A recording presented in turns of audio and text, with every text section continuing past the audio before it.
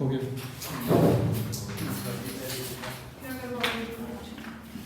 लिखने तो 2 टॉपिक विजय, तुम्हारी इच्छा का ही टॉपिक है एनएलपी। हाँ नो सर मत करो। नहीं सर मैं जिनको ये ह्यूमिडिटी महसूस नहीं को यहाँ नहीं बताऊंगा जैसे मैं टॉपिक बैठ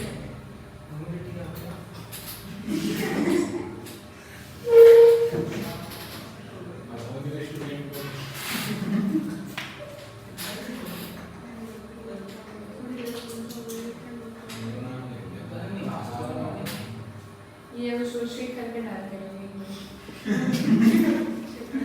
चलो मैं तुम्हें ऐसी हूँ सड़ी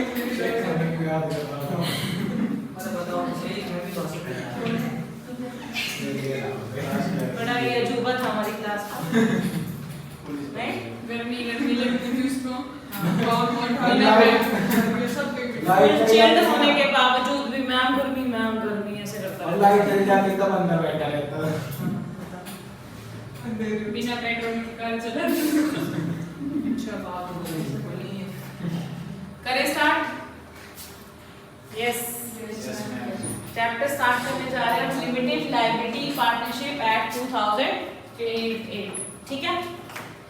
अच्छा बच्चों अभी हम पार्टनरशिप कवर कर चुके हैं है ना, कंपनी हमने कवर नहीं किया है।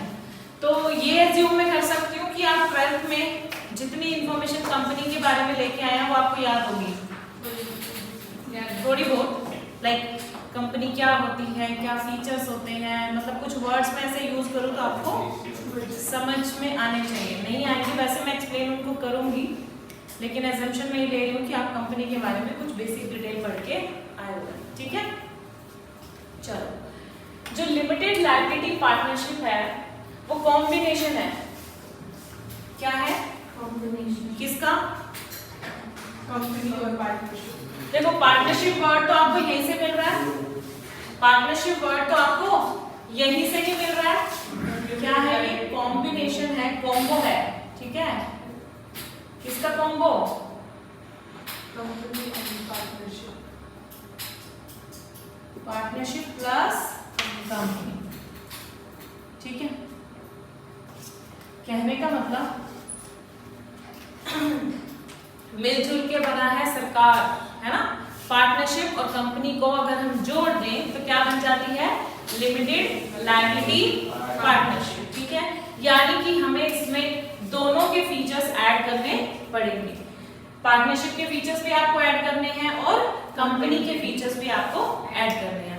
अब मैं कुछ पूछूंगी आपसे जब थोड़ा सा टाइम आएगा इसका फीचर्स पूछने का, कि क्या क्या आप पढ़ के आए हैं कैरेक्टरिस्टिक्स कंपनी के और क्या क्या कैरेक्टरिस्टिक्स आप पढ़ के आए हैं पार्टनरशिप के। ठीक है।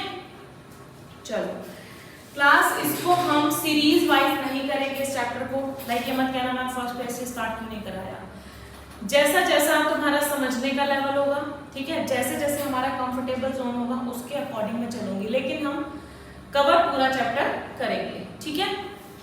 चलो अभी हम सबसे पहले समझ लेते हैं क्या मीनिंग, किसका मीनिंग? मीनिंग ऑफ, अच्छा लिमिटेड लायबिलिटी पार्टनरशिप, इसको शॉर्ट फॉर्म में लिख दो, लिमिटेड लायबिलिटी पार्टनरशिप ऐसे लिख सकते हो। आप इसके बारे में एनएलपी के बारे में पहले कुछ पढ़ के आए हैं? पढ़ा था? क्या पढ़ा था? थोड़ा सा क्या कि इसमें पार्टनरशिप एक पार्टनर ऐसा जरूर होना चाहिए जिसकी अनलिमिटेड। ऐसा पढ़ा था? ऐसा पढ़ा था कि कोई एक पार्टनर ऐसा होना चाहिए जिसकी कोई अनलिमिटेड लायबिलिटी हो। पार्टनरशिप में है वो ऐसा एलएलपी बेटा पार्टनरशिप में तो सारे पार्टनर्स की लायबिलिटी कैसी रहती है? अनलिमिटेड। लेकिन एलएलपी में ऐसा कोई कंसेप्ट अगर पढ़ के आए हो तो उसको दिमाग से बाहर पहले ही निकाल देना, नहीं है ऐसा कोई पार्टनर नहीं होता जिसकी लायबिलिटी आपकी अनलिमिटेड रहे। मैं बताती हूँ अभी क्या करना है हमें। ठीक है। तो सबसे पहले हम पढ़ेंगे मीनिंग। मीनिंग क्या है? सुनो, LLP is a new form of legal business entity. एक ये नया स्ट्रक्चर है किस चीज का? जब हम पार्टनरशिप और कंपनी दोनों को जोड़ दे, दोनों के फीचर्स को जोड़ दे, उससे जो नया कंसेप्ट कंसेप्ट निकला है वो है एलएलपी। ठीक है, आप एक्ट का ये ईयर देख के समझ गए होंगे कि कितना लेटेस्ट एक्ट है। मतलब अभी तक जो आप पढ़ते आ रहे हो पार्टनरशिप एक्ट कितना पुराना था, 1932 है ना, 1932। अभी इंडियन कॉन्ट्रैक्ट एक्ट आगे पढ़ोगे 1872। ठीक है, सेल ऑफ गुड्स एक्ट पढ़ोगे 1930। बहुत पुराने हैं ये, लेकिन दिख रहा है कुछ लेटेस्ट 2000 की सीरीज का। तो ये कंसेप्ट बाद में जनरेट हुआ था। क्यों? क्योंकि देखो क्या होता था, जो पार्टनर्स होते थे पार्टनरशिप फॉर्म में, वो किससे डरते थे कि हमारी लायबिलिटी कैसी है, अनलिमिटेड, है ना। अनलिमिटेड लायबिलिटी से हर किसी को डर लगता है।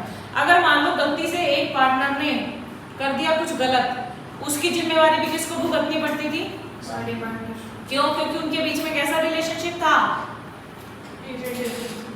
कैसा रिलेशनशिप था, सबके मुंह बंद है, प्रिंसिपल एजेंट रिलेशनशिप। वही एक ऐसा रिलेशन था जो बाउंड करता था एक पार्टनर के काम से दूसरा पार्टनर बाउंड होता था। ये एजेंसी का रिलेशनशिप कहता था। तो वहां पे क्या होता था कि अगर किसी पार्टनर ने कर दी मान लो कोई गलती, और गलती करने के बाद दूसरा पार्टनर भी क्या हो जाता था। तो इस चीज से क्या एक ये मतलब ड्रॉबैक है किसी चीज का कि भाई अगर गलती वो कर रहा है, पैसा मुझे भी भुगतना पड़ रहा है, ड्रॉबैक है किसी चीज का। तो इस चीज से बाहर आने के लिए, इस चीज को रिमूव करने के लिए ही लिमिटेड लायबिलिटी पार्टनरशिप का कंसेप्ट आया था। ठीक है, यहाँ मैं बताऊंगी प्रिंसिपल एजेंट का रिलेशनशिप किसके बीच में है और किसके बीच में नहीं है। ठीक है, एक बात ये। दूसरा, लिमिटेड लायबिलिटी का फीचर मिल गया आपको, लिमिटेड लायबिलिटी का फीचर मिल गया।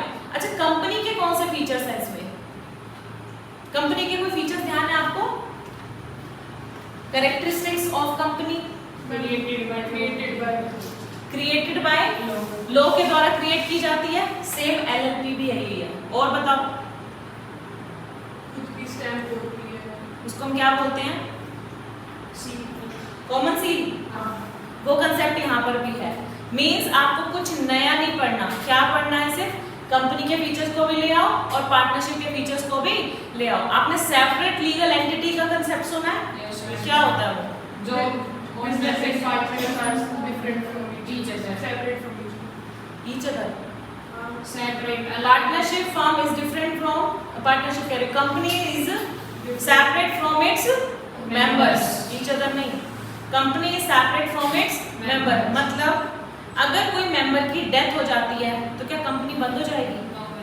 कंपनी को बनाया किसने था? तो खत्म भी कौन करेगा? तो एक तरीके से कंपनी क्या है? अमर है। क्या है?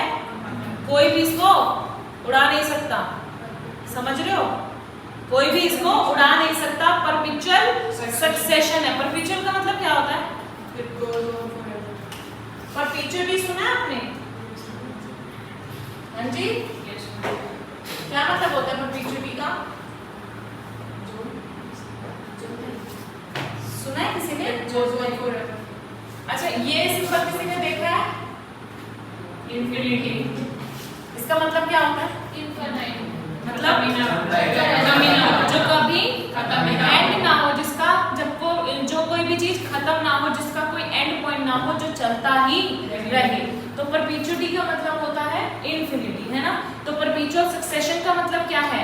चाहे इसके मेंबर्स की डेथ हो जाए या मेंबर कहीं भी चले जाए, लेकिन कंपनी को कोई फर्क नहीं पड़ने वाला।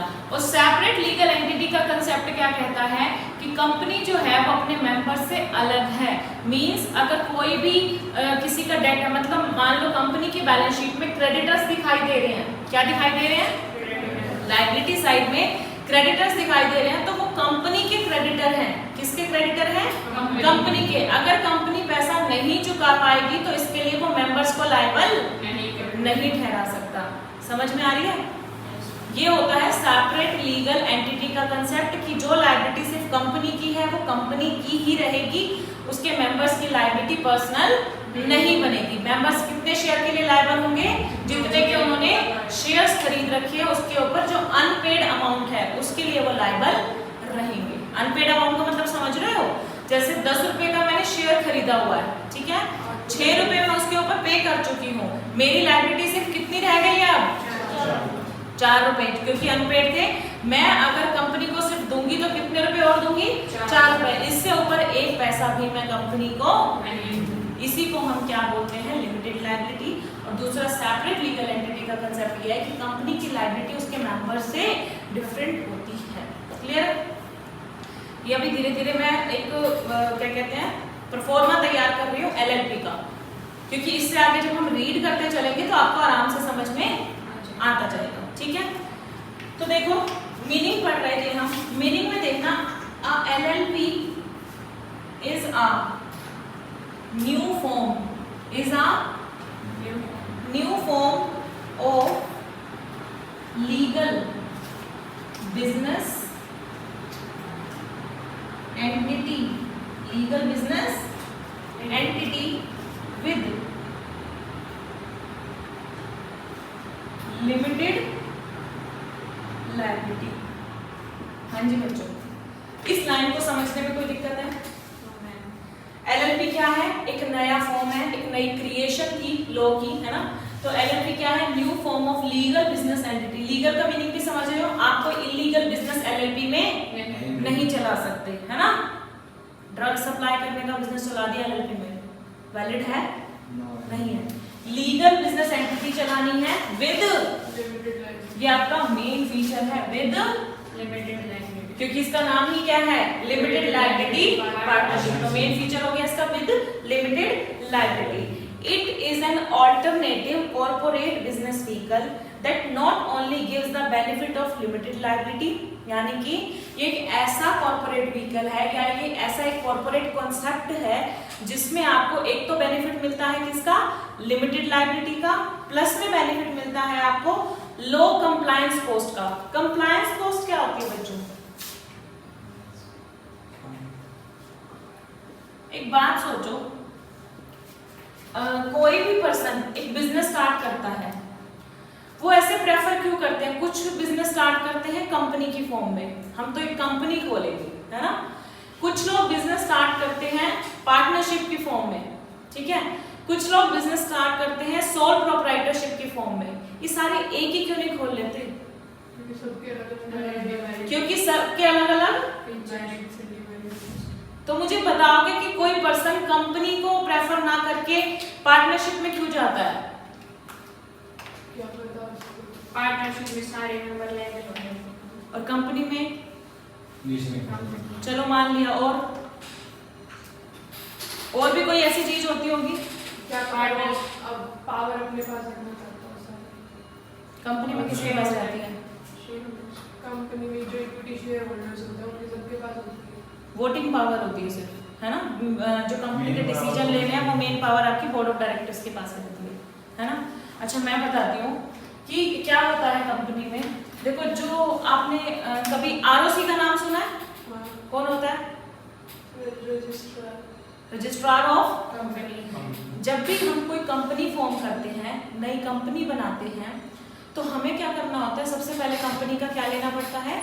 रजिस्ट्रेशन सर्टिफिकेट, आरसी लेनी पड़ती है। मीन्स आप एक फॉर्म भरो, अप्लाई करो, आपको आरसी मिल जाएगी। आपने जो ये स्कूटी कार वगैरह जो भी खरीदते हैं उसकी आरसी लेते हो ना, क्या करते हैं? फॉर्म भरा, आरसी ली, है ना। आरसी क्या है? एक ऐसा सर्टिफिकेट है कि ये गाड़ी आपके नाम पे रजिस्टर्ड है ना। तो कंपनी की आरसी का मतलब क्या है? कि ये कंपनी इस नाम से रजिस्टर्ड है, हमारे रिकॉर्ड में ये है, ऐसा ही मतलब है ना। तो क्या हुआ? हमने सबसे पहले आरसी ली। ऐसा नहीं है आरसी लेने के बाद कंपनी का काम खत्म। अब क्या शुरू होगा? बताओ बच्चों, अब क्या शुरू होगा? अब हर साल जो आप P&L अकाउंट बनाएंगे, अकाउंट्स बनाते आए हो, फाइनेंशियल स्टेटमेंट्स, बैलेंस शीट बनाओगे, ये आप सिर्फ बना के रखनी नहीं है। कंपनी के मैटर्स जितने भी बैलेंस शीट P&L बनाई जाती है, ये सब किसको जमा करानी होती है? आपको आरओसी को, रजिस्ट्रार के पास। ऑनलाइन फाइल होती है ये, ठीक है। बैलेंस शीट भी देनी पड़ती है, P&L भी देना पड़ता है, ठीक है। साथ ही साथ आपको हर साल एजीएम कंडक्ट करनी पड़ती है। एजीएम के बारे में सुना है? एनुअल जनरल मीटिंग, जो इक्विटी शेयर होल्डर्स की होती है ना, वो आपको कंडक्ट करनी पड़ती है, ठीक है। मतलब कंपनी खोली तो सिरदर्दी मोल ली, है ना। मतलब आरओसी के इतने कंप्लायंसेस हैं कि फॉर्मेलिटीज पूरे करते करते ही बंदा थक जाता है। अभी आप देखोगे सारे बिजनेसमैन ऐसे सिर पे हाथ रख के बैठे होते हो, वो जीएसटी का काम सुना है? देखा है किसी बिजनेस एंटिटी को जिसमें लोग बैठे हैं सारा दिन सिर पे हाथ रख के कि ये जीएसटी क्या, नरेंद्र मोदी ने जीएसटी का प्रोविजन ला दिया, जब देखो हम रिटर्न ही भर रहे हैं, है ना। ये तो चलो जीएसटी कंपनी के बारे में सोचो, कंपनी को हर बार कुछ ना कुछ फाइल करना है। ये तो मैंने आपको बेसिक आइडिया दिया ना बैलेंस शीट और पीएनएल का। साल भर में और भी बहुत सारी चीजें हैं जो कंपनी को फाइल करनी होती है, बोर्ड रिपोर्ट, ऑडिटर्स रिपोर्ट, ढींगना फलाना बहुत चीजें होती हैं, ठीक है। तो एक बात बताओ, हम बिजनेस चलाएं या ये फॉर्म ही फाइल करते रहे, है कि नहीं? हम बिजनेस चलाएं आगे फॉर्म ही फाइल करते रहे। इस चीज से बचने के लिए कंपनी प्रेफर नहीं करते हैं लोग, इसलिए वो पार्टनरशिप में जाते हैं, ठीक है। तो क्या है, कंपनी में क्या होता है, कंप्लायंस कॉस्ट बहुत ज्यादा होती है, फॉर्मेलिटीज बहुत ज्यादा होती हैं, ठीक है। तो यहाँ पे क्या है, एलएलपी में आपकी फॉर्मेलिटीज थोड़ी सी कम हो जाती है, कंपनी का फीचर भी मिल जाता है लेकिन कंपनी जैसी फॉर्मेलिटीज भी नहीं करनी पड़ती। बताओ समझ में आया? तो एक बेनिफिट तो हमें क्या मिल गया कंपनी का, लिमिटेड लायबिलिटी, और साथ में क्या बेनिफिट मिल गया, लो कंप्लायंस कॉस्ट। होता है कंप्लायंस इसमें भी लेकिन कंपनी से कम होता है। क्लियर है? समझ में आ रहा है? चलो उसके बाद आता है द एलएलपी इज हाँ अच्छा, कंपनी के फीचर्स तो मैंने तुम्हें बता दिए कि लिमिटेड लायबिलिटी का फीचर मिलता है, लो कंप्लायंस कॉस्ट मिल जाती है। पार्टनरशिप का क्या फीचर है? पार्टनरशिप का फीचर ये है, देखो पार्टनरशिप में क्या कोई बाउंडेशन है पार्टनर के ऊपर कि आप इतनी ही कैपिटल लेके आएंगे? जितना पैसा है दे दे, ऐसे ही कहते हो ना, जितना माल तेरे पास है सब ले आ, आने दे बस पार्टनर, है ना। तो यानी कि कोई बाउंडेशन है आपके पास कैपिटल की नहीं है। फ्लेक्सिबल कैपिटल स्ट्रक्चर होता है। फ्लेक्सिबल का मतलब चेंजेबल जिसको कह सकते हैं, है ना, आपके अकॉर्डिंग फ्लेक्सिबिलिटी है, कोई फिक्स्ड नहीं है। मींस आपका कैपिटल स्ट्रक्चर फ्लेक्सिबल हो सकता है। इसलिए एलएलपी में आपको क्या फीचर मिल गया है पार्टनरशिप का, जैसे पार्टनरशिप में हमारी फ्लेक्सिबिलिटी रहती है कि कितनी भी कैपिटल हो चलेगी, ऐसे ही एलएलपी में भी आपका फ्लेक्सिबल कैपिटल स्ट्रक्चर हो सकता है। दोनों फीचर्स मिल गए, एक तो कंपनी का एलएलपी लिमिटेड लायबिलिटी, सॉरी, एक तो कंपनी का फीचर लिमिटेड लायबिलिटी, दूसरा आपको लो कंप्लायंस कॉस्ट और तीसरा फ्लेक्सिबल कैपिटल स्ट्रक्चर। बच्चों ऐसा बोर महसूस क्यों कर रहे हो? हद हो गई। क्या कह रहे हैं? टेस्ट दिया था आज हमने, थक गए हो क्या? ये 3 बजे वाली क्लास में ऐसे ही बैठ जाते हो तुम? 12:30 वाला जोश नहीं मिल रहा मुझे, वो बुक नहीं है तो हथियार छिन गए हैं तुम्हारे। मैं पढ़ रही हूँ ना, बस ये बताओ समझ में आ रहा है? मुस्कान इतनी बेचारी गोलगप्पे खाने खाया, अरे चली जा, 5 मिनट वेट कर लेंगे हम। फाटक तक जाएगी क्या ठीक है। But allows its partner the flexibility of organising their internal structure as traditional partnership. जैसे हमारी पार्टनरशिप चलती आ रही थी उसमें हमारा फ्लेक्सिबल कैपिटल स्ट्रक्चर होता था, वैसे ही हमें यहाँ पे मिल जाता है। तो 3 अगर मैं फीचर लिखूं तो बताना मुझे कौन कौन से हैं। सबसे पहला लिमिटेड लायबिलिटी, नेक्स्ट बताओ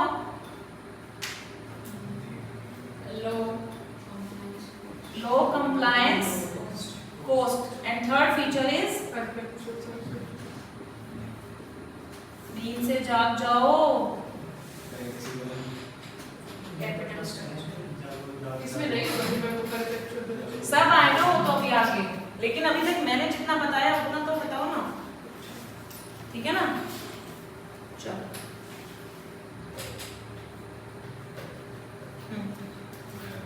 क्लियर? 3 चीजें मिल गई, limited liability, low compliance cost and flexible capital structure, जैसा आपका पार्टनरशिप में हुआ करता था। अच्छा, उसके बाद और भी फीचर्स हैं। LLP is a separate legal entity, company का feature, and while the LLP itself will be liable for the full extent of its asset and the liability of partner will be limited। तो एक तो limited liability हो गई किसकी, किसकी हो गई? तो बताओ क्या एलएलपी की भी लायबिलिटी लिमिटेड रहेगी? पार्टनर्स की लायबिलिटी लिमिटेड हुई है, लेकिन फर्म की मतलब जो एलएलपी बनाई है आपने उसकी लायबिलिटी कैसी रहेगी? अब एक बात बताना, बैलेंस शीट में मेरा एक क्रेडिटर खड़ा है 10 लाख रुपए का, है ना?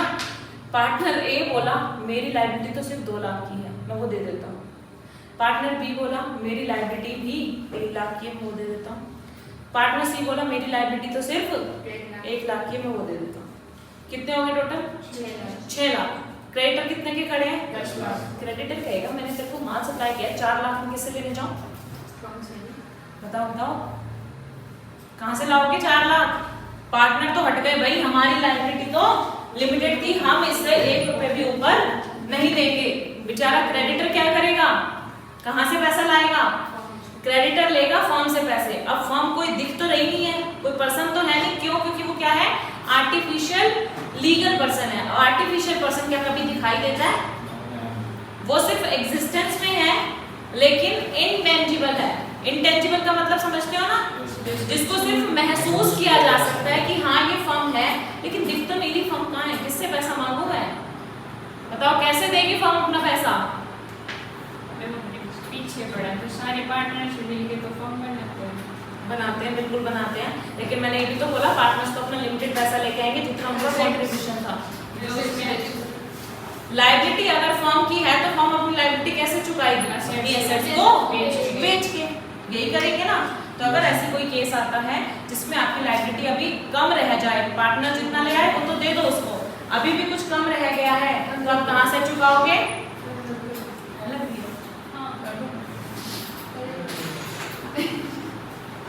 इतने परेशान बैठे हैं बच्चे, एक बार बीच में कहेंगे चला आया फिर भी चला जाएगा, फिर बीच में बंद करवाएंगे इससे, है ना? हाँ जी, समझ में आया? क्या बता रही थी मैं? उसके सारे एसेट्स को बेच के उसकी लायबिलिटी को चुकाया जाएगा। तो लिमिटेड लायबिलिटी किसकी है? पार्टनर्स की। और अनलिमिटेड लायबिलिटी किसकी है? Very good. अनलिमिटेड लायबिलिटी है आपकी एलएलपी। हम पानी पूरी डूब रही है। पानी पूरी डूब रही है? सॉरी हो। पानी दो? पूरी बार खा लियो। थोड़ी पानी दे देते हैं, पूरी बार खा लियो। बहुत बड़ी बॉटल है, उसके बाद जो कि खाली लग रही है मुझे, है ना? चलो, अनलिमिटेड लायबिलिटी ऑफ एलएलपी। और इसके साथ साथ अभी मैंने एक और चीज बताई थी, सेपरेट लीगल एंटिटी। वो पार हो गए क्लास में। Separate legal entity.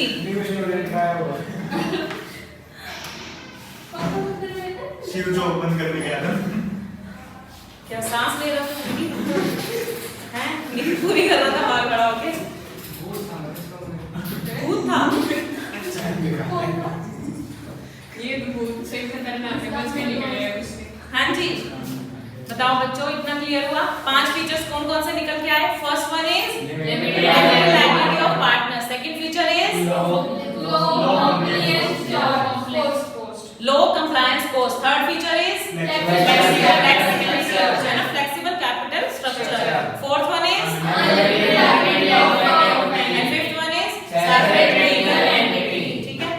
LLP as separate legal entity and business organisation is an alternative corporate business form that gives the benefit of limited liability and the flexibility of partnership. ठीक है? Since LLP contains element of both corporate structure as well as partnership form structure, मैंने अभी बताया था सबसे पहले मैंने शुरुआत ही किससे की थी? कॉम्बिनेशन से, कि ये कंपनी के फीचर्स भी देता है साथ में पार्टनरशिप के फीचर्स भी देता है। तो हम इसको ऐसे कह सकते हैं कि ये एक हाइब्रिड है। क्या है ये? Hybrid between company and partnership. ठीक लिख रही हूँ?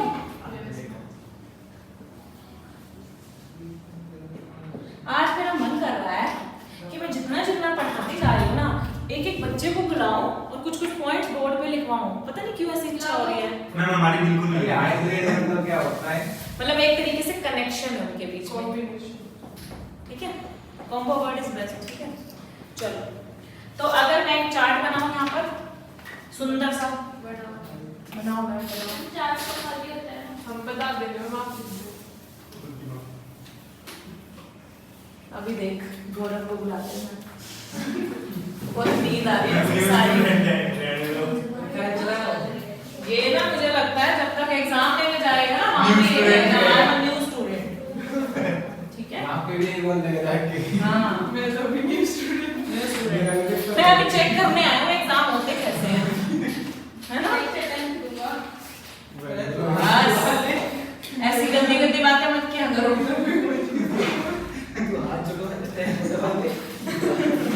नेक्स्ट अटेम्प्ट की बात मत कर देना गलती से भी।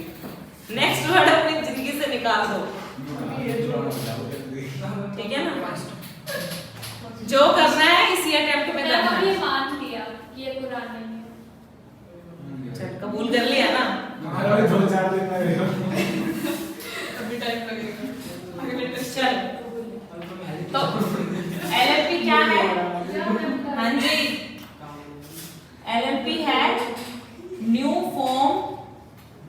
क्लास के चार्ट में नोटबुक में बना लेना। New form of legal business entity. Muskan बातें बंद। ये चार्ट नोटबुक में बना लेना, ठीक है?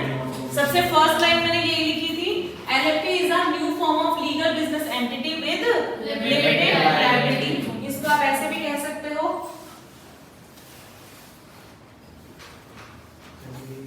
Alternate corporate business vehicle. ये व्हीकल ना आपका वो वाहन नहीं है, ये समझ रहे हो ना? हाँ इसको ऐसा बोल सकते हो, ठीक है? ऑल्टरनेट कॉर्पोरेट बिजनेस व्हीकल मतलब एक ऐसा कंसेप्ट है जो हमारा कंपनी का ऑल्टरनेट है। कॉर्पोरेट वर्ड का ऑल्टरनेट है। कॉर्पोरेट समझते हो ना? कॉर्पोरेट हम वर्ड यूज करते हैं कंपनी के लिए, ठीक है? नोटबुक भी नहीं लाए थे क्या आज? तो अकाउंट्स की कोई नोटिंग नहीं करते? हम बैग नहीं लाया। सब ले गए नोटबुक। ऐसी में टेस्ट दिया था। अच्छा फिर इकोनॉमिक्स को सुनते हो? इकोनॉमिक्स में भी कुछ नोट नहीं करना होता? बुक मत तो आके बैठ जाएगा बस बस मेरे कुछ को अच्छा बताएगा। बस हम लेके आए, लिख रहे, चिंता मत करो, लिख लेंगे कि हमारे को मिल जाए। अच्छा एक चीज मैंने और पढ़ाई, लायबिलिटी ऑफ पार्टनर्स।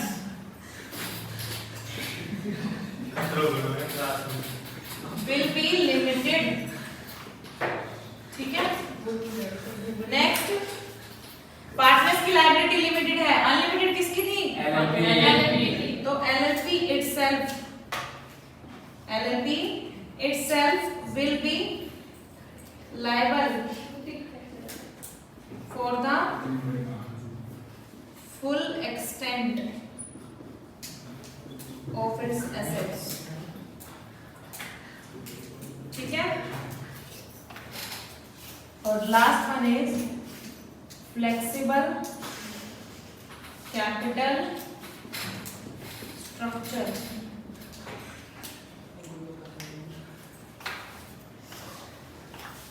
बस ना। हाँ इतना ही लिखना था, ठीक है?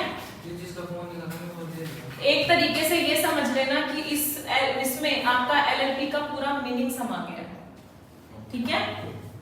क्लियर है? चलो अब अगर मीनिंग क्लियर हो गया है तो हम आगे बढ़ते हैं। बढ़े? कर दो। अच्छा क्लास एक चीज ध्यान रखना, कोई भी एक्ट, ये एलएलपी क्या है? एक्ट है, ठीक है? किसी भी एक्ट में क्या होते हैं? सेक्शंस होते हैं। तो हर एक एक्ट में जो सेक्शन 1 होता है वो किसके लिए होता है? एक तो होता है टाइटल के लिए। टाइटल किसका? इस एक्ट का टाइटल। एक्ट का टाइटल क्या है? The limited liability partnership act 2008 means उसका नाम, ठीक है? उसके बाद एक्सटेंट कि ये एक्ट किस किस पर एप्लीकेबल होता है, और ऐसा लिखा जाएगा the LLP act 2008 applies to whole of India, all over India, ठीक है, पूरे इंडिया पर अप्लाई होता है। तो एक्सटेंट, टाइटल और इसका स्कोप, ये सब चीजें कहां पर लिखी होती हैं? सेक्शन 1 के अंदर। कहां लिखी होती है? सेक्शन 1। तो हर एक्ट में आपको ऐसे ही मिलेगा। सेक्शन 1 में आपको एक तो टाइटल मिलेगा, वो कहां तक फैला हुआ है, कितना उसका स्कोप है, किस किस के ऊपर एप्लीकेबल होगा, ये सब चीजें लिखी जाती है सेक्शन 1 में। उसके बाद नॉर्मली सेक्शन 2 में जो डेफिनेशंस होती है ना, वो हमेशा कहां लिखी जाती है? सेक्शन 2 में। लेकिन कुछ केसेस ऐसे भी होंगे। 4 में बता रहे थे आप। कब बताया मैंने? 4 में, सेक्शन 2। सेक्शन 2। हाँ, हमेशा बताया मैंने यही, सेक्शन 2। जो हर एक एक्ट में डेफिनेशन का सेक्शन होता है वो होता है सेक्शन 2। लेकिन इसके कुछ एक्सेप्शन भी है, कहीं कहीं डेफिनेशन सेक्शन 3 में भी लिखी है। ठीक है, ये बात आपको यहाँ नहीं पढ़नी, लेकिन ध्यान रखनी है किसी किसी चीज में सेक्शन 3 में भी होगी, लेकिन जनरली आपकी डेफिनेशन कहाँ पर होती है? सेक्शन 2 में। ठीक है, उसके बाद आपको यहाँ पर सेक्शन 3 पढ़ने को मिलेगा, था बीच में आपके सेक्शन 3। सेक्शन 3 बताता है कि ये क्या है? सेपरेट लीगल एंटिटी का कंसेप्ट। क्या बताता है? सेपरेट लीगल एंटिटी का कंसेप्ट। ठीक है, उसके बाद जो सेक्शन 4 आ रहा है, देखो ये 2 तो है ना, ये जो 1 और 2 सेक्शन, ये कॉमन सेक्शन होते हैं हर एक एक्ट में। पहला एक्सटेंट के लिए, टाइटल के लिए, और दूसरा डेफिनेशंस के लिए। उसके बाद उस एक्ट से रिलेटेड बातें ही की जाएंगी 3 में, 4 में, 5 में। ठीक है, तो मैंने 3 बताया आपको, सेपरेट लीगल एंटिटी का कंसेप्ट लिखा हुआ है, और सेक्शन 4 से अब हम स्टार्ट करेंगे आगे। तो मैं चल सकती हूँ आगे? यस। हाँ जी, यस। इसको रब कर दूं? यस।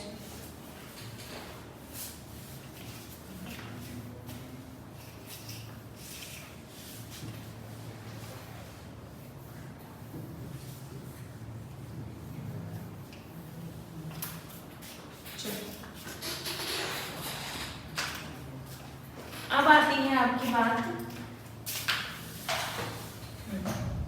सेक्शन 4। सेक्शन 4 कहता है नॉन एप्लीकेबिलिटी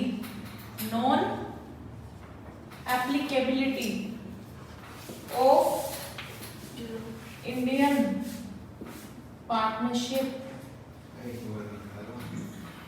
एक्ट। इसका मतलब बताओगे बच्चों? कोई भी बच्चा इसका मतलब बता सकता है? फेल हो जाएगा। Very good. मतलब एलएलपी का जब खुद का एक्ट है तो वो किसी और एक्ट की बात क्यों मानेगा? जब मेरे पापा मुझे एडवाइस दे रहे हैं तो मैं पड़ोसी की क्यों सुनूं? है कि नहीं? है कि नहीं? जब मेरे पापा मुझे एडवाइस दे रहे हैं तो मैं पड़ोसी की क्यों सुनूं? हाँ, जहाँ पापा बोल दे मेरे बस की नहीं है बताना, तब जाओ पड़ोसी के पास। बात समझ में आ रही है? अगर पापा बोल दे कि मुझे समझ नहीं आ रहा कि क्या एडवाइस करूं, तब किसके पास चले जाओ? पड़ोसियों के पास। हाँ, पिछली बार तो मम्मी के पास ही गए थे। सारी एडवाइस रहती है। हाँ, सही कह रहे हो।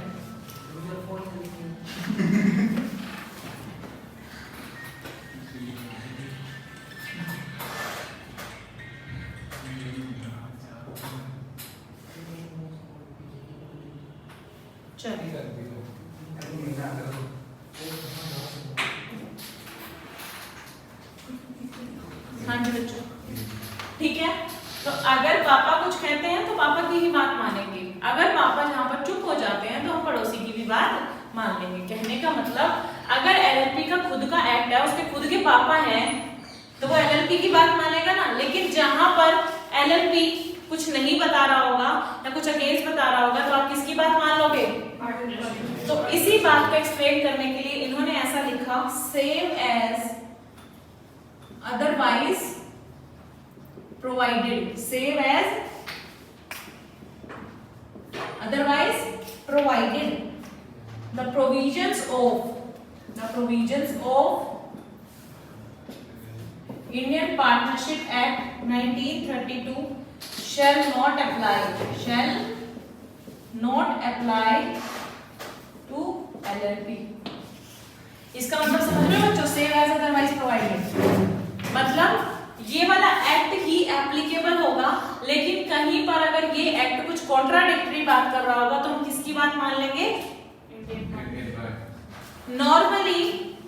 नॉर्मली हम किसकी बात मानेंगे? एलएलपी एक्ट की।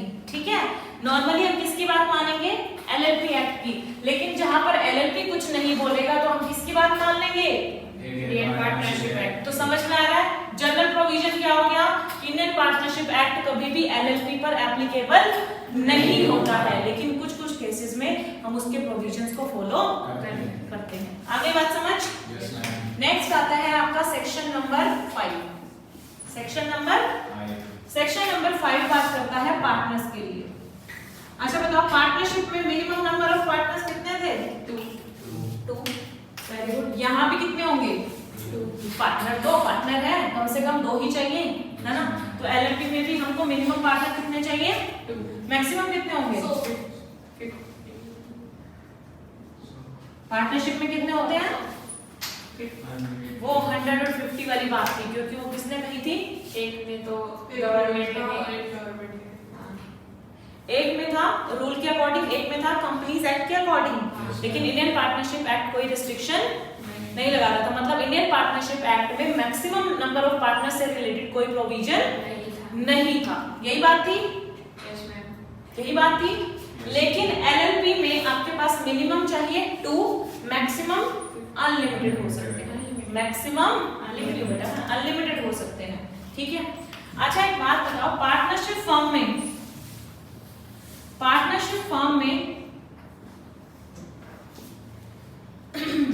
जो पार्टनर्स होते थे वो क्या होते थे? इंडिविजुअल्स। क्या होते थे? क्या कोई कंपनी या क्या कोई फर्म यहाँ पर पार्टनर बन सकती थी? बताओ। नहीं बन सकती थी, लेकिन एलएलपी ये फीचर हमको देगी। ठीक है, मान लो हमारी कोई एलएलपी है, नंदिनी, आगे मैं लगा दिया एलएलपी। ठीक है, ये एलएलपी है। ठीक है, इसमें मुस्कान लिमिटेड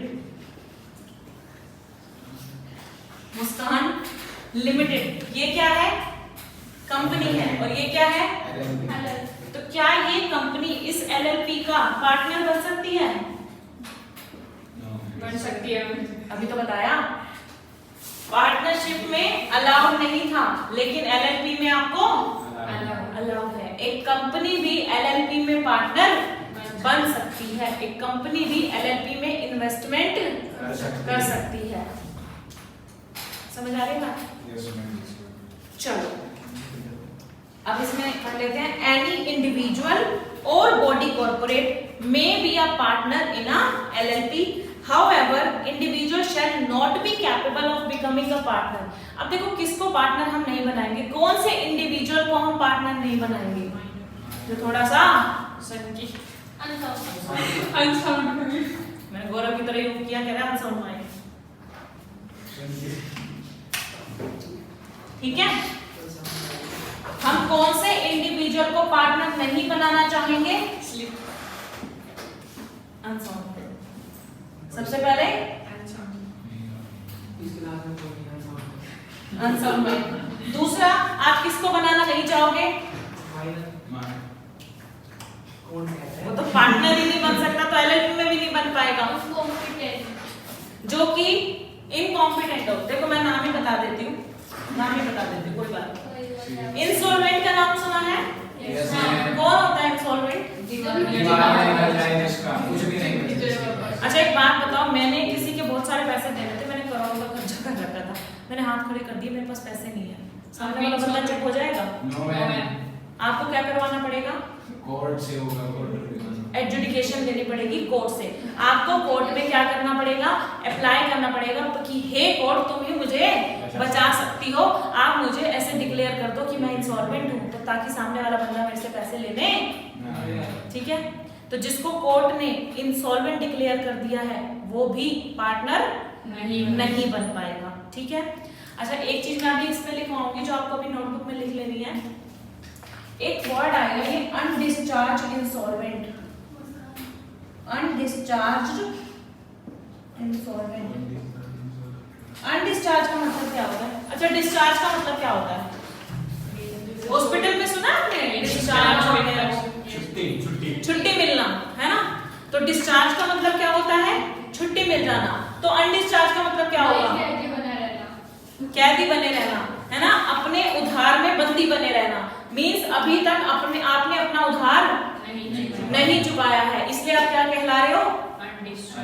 अनडिस्चार्ज इंसॉल्वेंट, यानी कि आप अपने डेट से अभी तक आपने छुट्टी नहीं ली है, वो डेट अभी भी आपके पीछे चलता हुआ आ रहा है। अभी इंसॉल्वेंट ही हो गया फिर। हाँ, अभी मैं इसी से रिलेटेड बताऊंगी, ठीक है? सुनना जरा। अनडिस्चार्ज इंसॉल्वेंट का मतलब क्या हुआ? जिसको अभी अपने उधार से छुट्टी नहीं मिली है उसको हम क्या बोलते हैं? Undischarged insolvent. और जो कभी भी छुट्टी ना ले पाए अपने डेट से उसको हम जनरली क्या बोल देते हैं? Insolvent.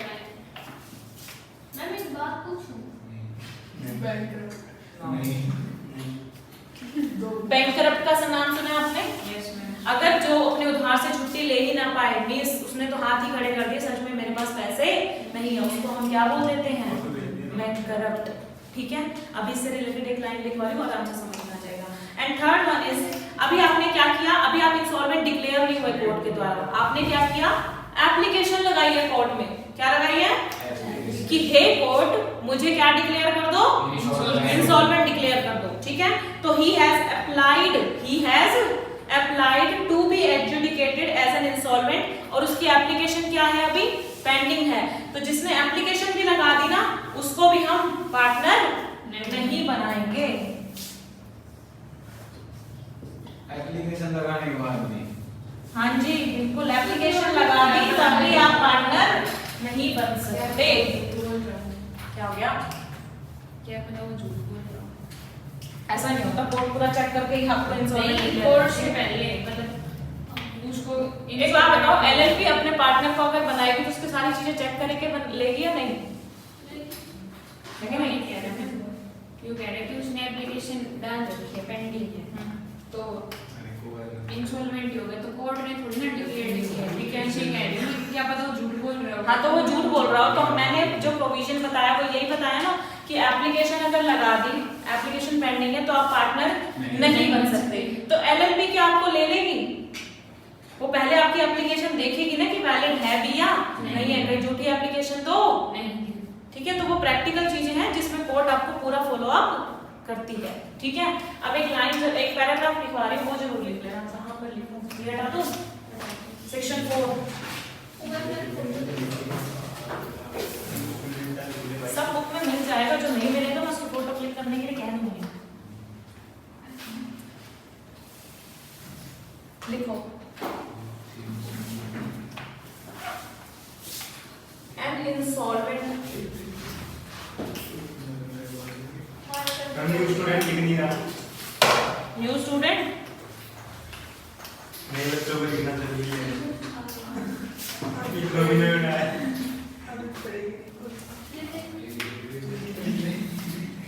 An insolvent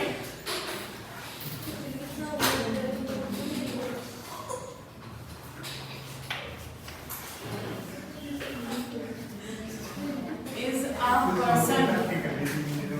An insolvent is a person, Rohit, who is unable to repay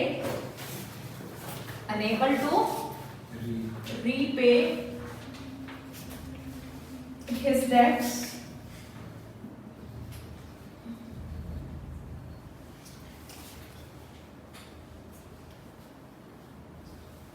and as long as he remains in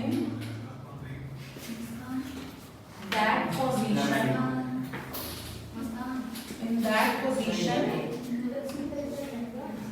he is an undischarged insolvent.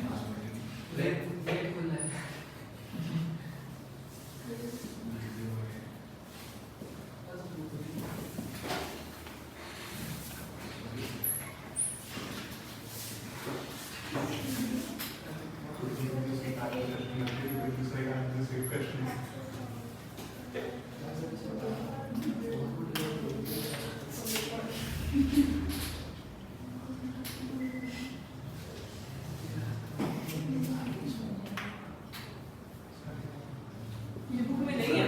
नहीं। और ये आपको बुक में ही ऐड करना है, अलग से ये ना हो कि नोटबुक में लिख दो और पेपर के टाइम में वो नोटबुक ही ना उठे, है ना? इसको ना बुक में ही इस पैराग्राफ को डाल देना, ठीक है? और जहां पर आपका ये इनकैपेसिटी उसका आएगा ना कि कौन सा पार्टनर इनकैपेबल है, कौन सा इंडिविजुअल इनकैपेबल है पार्टनर बनने के लिए, वहां पर आपको ये पैराग्राफ ऐड करना है, ठीक है? इसका मतलब समझ में आ रहा है? An insolvent is a person who is unable to repay his debt and as long as he remains in that position, मतलब जो पर्सन अपना डेट रीपे नहीं कर पा रहा है और जब तक वो इसी पोजीशन में रहता है तब तक वो क्या कहलाता है? Undischarge insolvent. That is as long as he has not discharge his debt, जब तक वो अपने उधार को नहीं भर देता, मतलब जब तक वो अपने उधार से छुट्टी नहीं ले लेता तब तक हम उसको क्या कहते हैं? Undischarged insolvent. और वो पर्सन जो कभी भी अपना डेट डिस्चार्ज ना कर पाए उसको हम क्या बोल देते हैं? बैंकरप्ट। ठीक है? अगर मान लो कोई पर्सन इंसॉल्वेंट हुआ था, कोई पर्सन इंसॉल्वेंट हुआ था, उसको कोर्ट ने डिक्लेयर कर दिया था कि ये इंसॉल्वेंट है, ठीक है? बाद में कहीं से उसके पास पैसा आ गया, मान लो उसने अपनी कोई प्रॉपर्टी बेच दी, बताओ, अगर मान लो उसने अपनी कोई प्रॉपर्टी बेच दी, वहां से पैसा आया, अब वो लोगों को अपना उसका पैसा वापस दे सकता है जो उसने उधार लिया था, अब वो क्या कहलाएगा? बताओ। अब उसने अपना उधार रीपे कर दिया है, डिस्चार्ज इंसॉल्वेंट। समझ गए? पहले इंसॉल्वेंट हुआ था लेकिन अब उसने अपना डेट को पे कर दिया है, रीपे कर दिया है, डिस्चार्ज हो चुका है वो अपने डेट से, उसको हम क्या बोल देंगे? Discharge insolvent. क्लियर है? चलो मैम, हाँ जी। कोई इंसान इंसॉल्वेंट हो गया और उसके बाद पैसे आ गए तो यही तो बोला मैंने अभी। नहीं, इंसॉल्वेंट मतलब कोर्ट वगैरह ने डिसाइड कर दिया कि तुम इंसॉल्वेंट हो, हाँ। उसके बाद उसके पास पैसे आ तो गए। बेटा मेरा एग्जांपल यही था अभी, नींद से जाग जाओ, मेरा एग्जांपल ही यही था कि अगर किसी को कोर्ट ने डिक्लेयर कर दिया है कि ये अनडिस्चार्ज इंसॉल्वेंट है और बाद में उसके पास कहीं से पैसा आ जाता है, यानी कि उसने अपनी लायबिलिटी पे ऑफ कर दी, तो उसको हम क्या बोलेंगे? Discharge insolvent. और अगर वो अपनी लायबिलिटी पे ना करे तो वो बैंकरप्ट हो जाएगा। ठीक है? क्या हो जाएगा? बैंकरप्ट। बताओ, ये बात समझ में आ गई? तो कौन कौन से 3 लोग ऐसे हैं जो पार्टनर नहीं बन सकते? Unsound mind, second one is undischarge insolvent, third one is pending. Golgappe या तो खाए नहीं है या ज्यादा खा लिए। थर्ड वन इज जिसने एप्लीकेशन रद्द किया है, उसने इंसॉल्वेंसी के लिए एप्लीकेशन लगाई और उसकी एप्लीकेशन पेंडिंग है। क्लियर है? तो यही 3 लोग हैं। ज्यादा खा लिया तभी तो डूब गई है। मुस्कान बता भाई। आज मैंने फ्री के खाए। वो तो मैम को भी पता है। उसी का ये असर है, ये असर ही उसी का है। बाहर मिला के पिला। चलो, सेक्शन 5 समझ में आ गया? Section 5 is for partners. अब आता है आपका section number 6। Section number 6।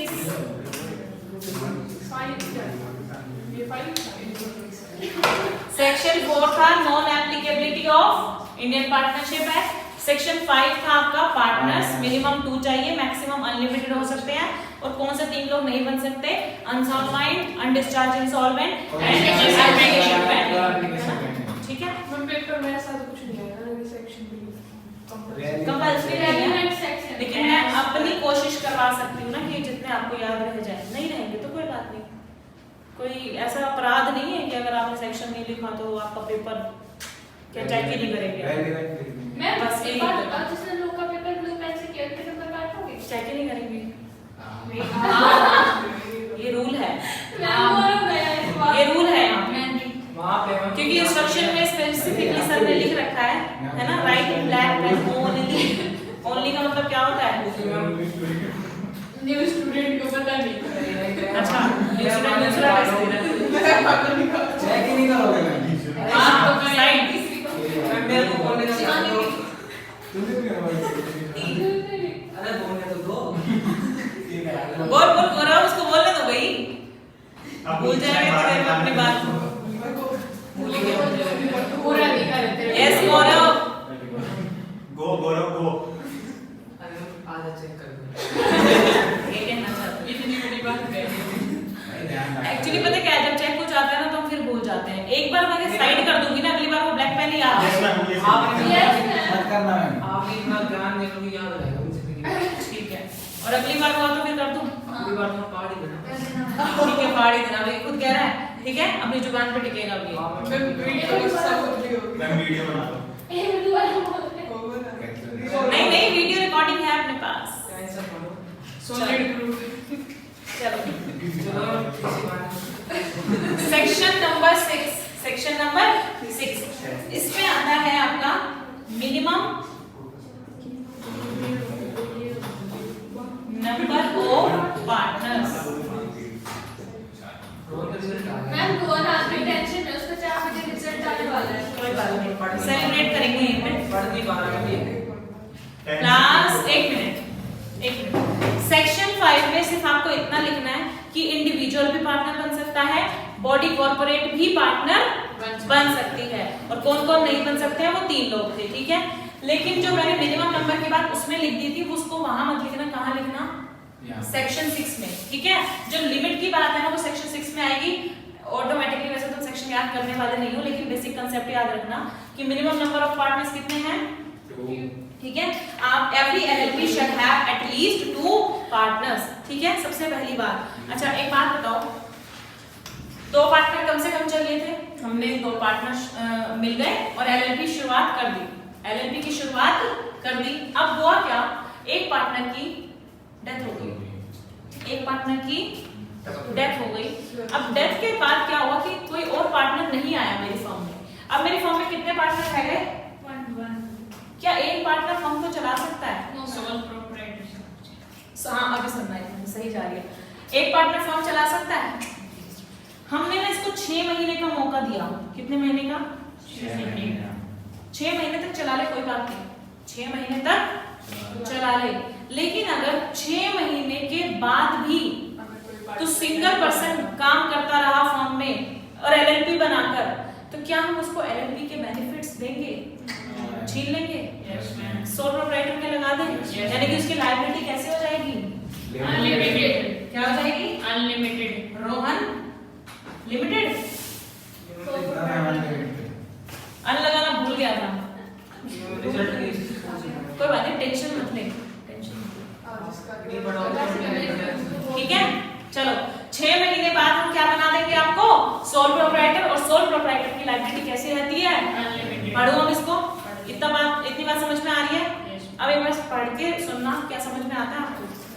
If at any time, Rohit, if at any time the number of partner of LLP is reduced below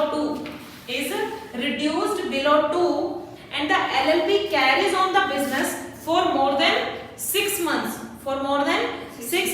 while the number is so reduced, मतलब एक के साथ ही 6 महीने तक आपने बिजनेस चलाया, 6 महीने से ज्यादा, who is the only partner of the LLP during the time that it so carries on business after those 6 months and has the knowledge of the fact that it is carrying on the business with him alone, और उसको पता था कि वो गलत कर रहा है, LLP होते हुए भी वो एक सिंगल पर्सन काम कर रहा है, तो हम उसको क्या कर देंगे? shall be liable personally for the obligation of LLP incurred during that period। Clear है? 6 महीने बाद हम उसकी लायबिलिटी कैसे बना देंगे? अनलिमिटेड। जो अभी तक लिमिटेड लायबिलिटी को एंजॉय कर रहा था उसके सारे बेनिफिट्स छीन लो। क्लियर है बच्चों? चले आगे। अब आता है सेक्शन नंबर 7। सेक्शन नंबर 7 बात करेगा आपका। मैम हाँ जी ये ज्यादा टेंशन दे रही है, चुप करवा दो आप। मुस्कान, आज 2 मिनट के अंदर 4 बजेगा। कोई बात नहीं, देख अभी इसको टेंशन देती हूँ।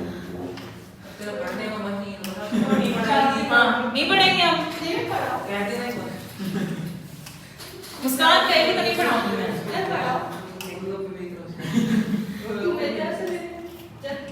डेजिग्नेटेड पार्टनर्स, एक बात बताना, जो मैंने अभी तुम्हें बताया कि कंपनी को अपनी बैलेंस शीट फाइल करनी होती है, P&L फाइल करना होता है। अब LLP के पास कुछ तो फॉर्मेलिटीज लगाई जाएंगी, LLP के ऊपर कुछ तो फॉर्मेलिटीज लगाई जाएंगी। मींस LLP का जो भी फॉर्म होगा या बिल होगा या फॉर्म होगा, कुछ भी लगा लो, मान लो कोई बैंक में एप्लीकेशन ही लगानी है, उस एप्लीकेशन पे किसके साइन किए जाएंगे? डायरेक्टर कहाँ से आ गया LLP में? तो जो भी होता है पार्टनर्स हैं। कौन साइन करेगा एप्लीकेशन पे? साइन कॉमन सील साथ में लगाई जाती है, लेकिन साइन भी किए जाते हैं। अब बताओ LLP नेचुरल पर्सन तो है नहीं, साइन तो कर नहीं सकती। साइन कौन करेगा? वेरी गुड, साइन कौन करेगा? पार्टनर्स साइन करेंगे, पार्टनर्स, ठीक है। और जो साइन करने वाले पार्टनर होते हैं उनको हम क्या बोलते हैं? तो हर एक LLP में आपको कम से कम कितने डेजिग्नेटेड पार्टनर चाहिए? कितने चाहिए? और उनमें से कम एक, उनमें से कम एक क्या होना चाहिए? रेजिडेंट होना चाहिए। क्या होना चाहिए? क्या होना चाहिए? रेजिडेंट होना चाहिए। Resident in India. रेजिडेंट का मतलब पता है? इंडिया में रहने वाला, है ना। अब एक बात बताओ, रेजिडेंट की डेफिनेशन कहाँ से उठाओगे? ये तो तुमने कह दिया ना इंडिया में रहने वाला, क्या LLP ये लिखे ना इंडिया में रहने वाला?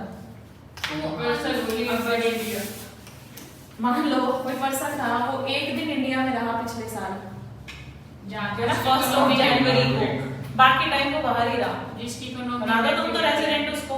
जिसकी इकोनॉमिक एक्टिविटी जो सारी होगी, सारी डेफिनेशंस भूल जाओगे यहाँ के लिए। रेजिडेंट की डेफिनेशन लॉ की फॉलो करना, रेजिडेंट की डेफिनेशन लॉ की फॉलो करना। और लॉ कहता है रेजिडेंट इन इंडिया कौन होता है?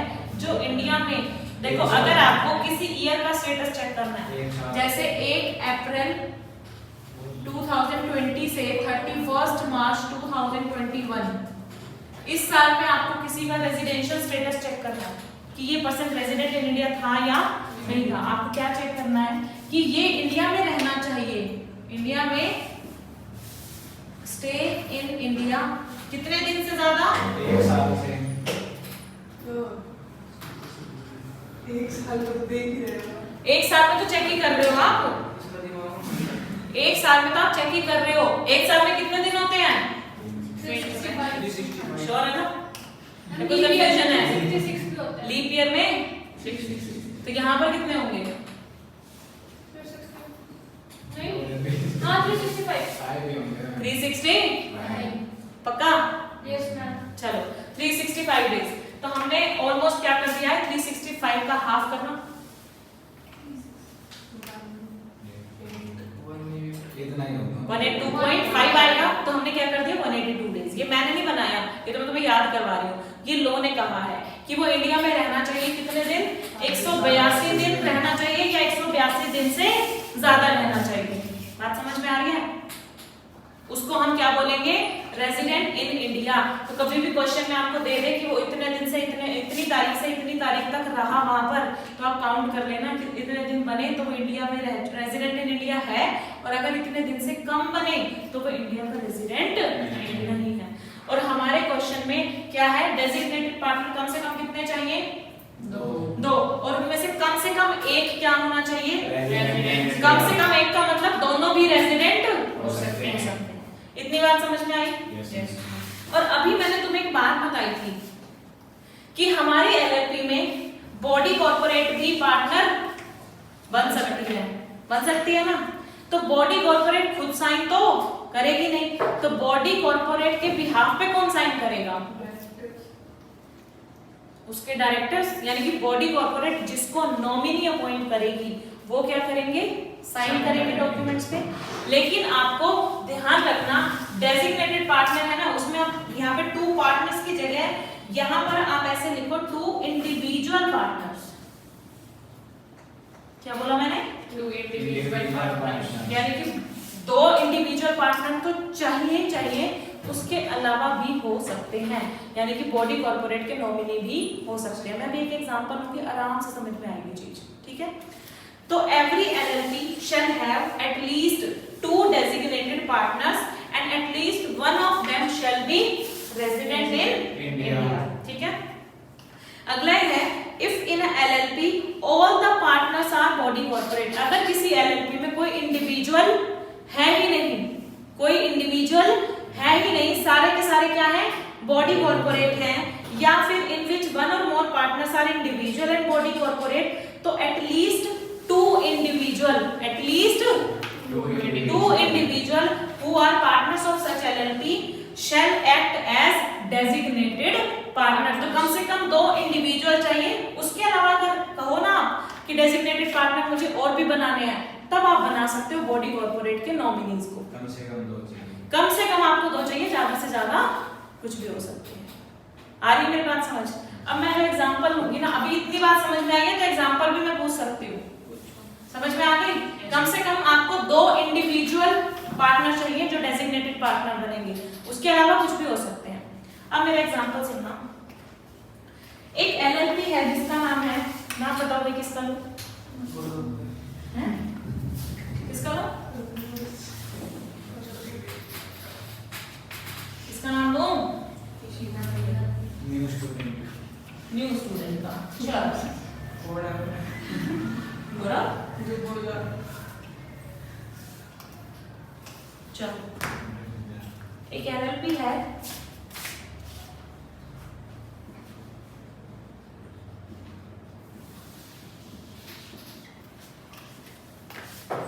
ठीक है, अच्छा लग रहा है, गौरव एलएलपी। इसके 3 पार्टनर हैं, कौन है, 3 पार्टनर,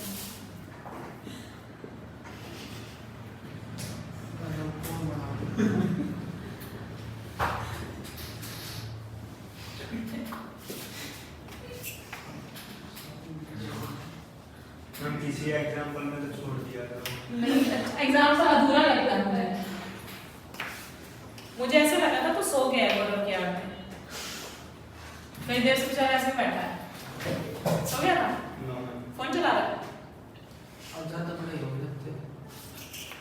गौरव एलएलपी में कितने पार्टनर हैं, और तीनों क्या है, तीनों क्या है, इंडिविजुअल, तीनों क्या है, कंपनी, कंपनी यानी कि बॉडी कॉर्पोरेट। बताओ क्या इसका this will not be considered for registration because requirement for LLP is to have 2 individual members as partners apart from the body corporate. इसका रजिस्ट्रेशन ही कैंसिल हो जाएगा, इसका रजिस्ट्रेशन ही कैंसिल हो गया, हो जाएगा। क्यों? क्योंकि हमें क्या चाहिए, कम से कम 2 इंडिविजुअल पार्टनर्स चाहिए। उसके अलावा चाहे आप 10 कंपनियां ले आओ, उसके अलावा आप चाहे 10 कंपनीज ले आओ, लेकिन अगर आपको 2 इंडिविजुअल पार्टनर तो चाहिए। यानी कि एलएलपी का रजिस्ट्रेशन करने के लिए इसको कम से कम कितने पार्टनर हो गए, 5 हो गए, 3 तो ये बनेंगे और 2 हम इंडिविजुअल पकड़ के ले आएंगे कहीं से भी, ठीक है, तो 5 हो गए ना। अब सुनना, accordingly the said Gaurav LLP must consist of at least 5 partners, namely 3 body corporate, कौन सी, Muskan limited, Rohit limited and Rohan limited, and 2 individual partners to constitute the LLP, and 2 individuals need to be treated as designated partner। उन 2 individual को हम क्या बना देंगे, designated partner. आप और बनाना चाहते हो बना लो, इन मुस्कान लिमिटेड के नॉमिनी को, रोहित लिमिटेड के नॉमिनी को और रोहन लिमिटेड के नॉमिनी को, लेकिन वो 2 इंडिविजुअल को डेजिग्नेटेड पार्टनर रहेंगे। एक और एग्जांपल लूं, मजेदार, समझ गए? अरे अब दूसरा रेजिडेंट का एग्जांपल ले लो, ठीक है। देयर इज एन एलएलपी, कौन सा नाम लो, यही चलने दो, गौरव एलएलपी। यहाँ से बस लिमिटेड हटा देती हूँ मैं, इन तीनों को ले लेते हैं, ठीक है। अब हमको चाहिए 5 पार्टनर, 5 बनाए थे ना अभी हमने, 4 और 5, कौन कौन आना चाहेगा? हम हमेशा रहेंगे। अमीशा शिवानी और शिवानी चलो 5 पार्टनर लिए मैंने, ठीक है। कितने ले लिए? 5 पार्टनर ले लिए। अब मैं इसमें से स्टेटस दूंगी कुछ लोगों को, कौन कौन रेजिडेंट है। हम इसको मत दो। क्यों? तो मावल ले लिया आपने। कोई भरोसा नहीं, नंदन खान चली जा। बस रोज डिस्टर्ब कर रहे हैं। बताओ कौन कौन डेजिग्नेटेड पार्टनर बन सकता है? मुस्कान कौन 2 लोगों का पेयर बनाओगे आप?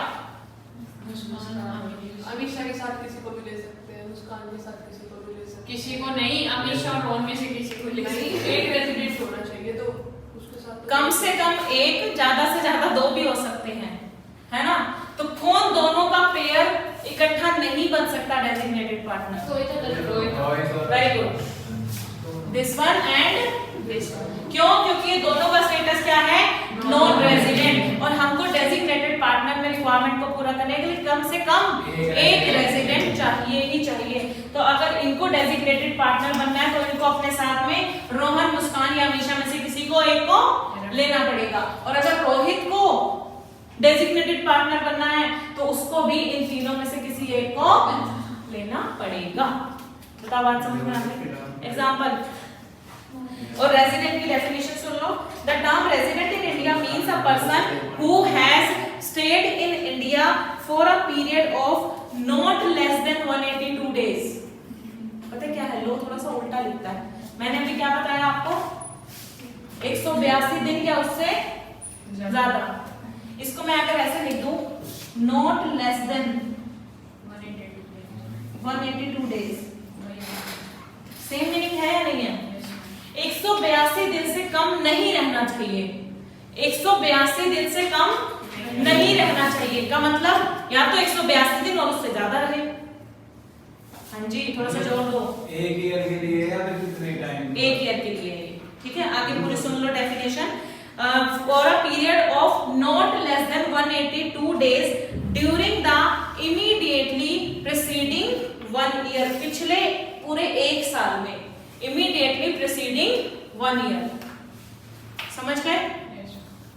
तो अगर आपको डेजिग्नेटेड पार्टनर बनाना है, मान लो मेरी एलएलपी इनकॉर्पोरेट हुई थी 1 मई 2021 को। कब हुई थी? 1 मई 2021 को। और हम यहाँ पर डेजिग्नेटेड पार्टनर बनाने जा रहे हैं, ठीक है।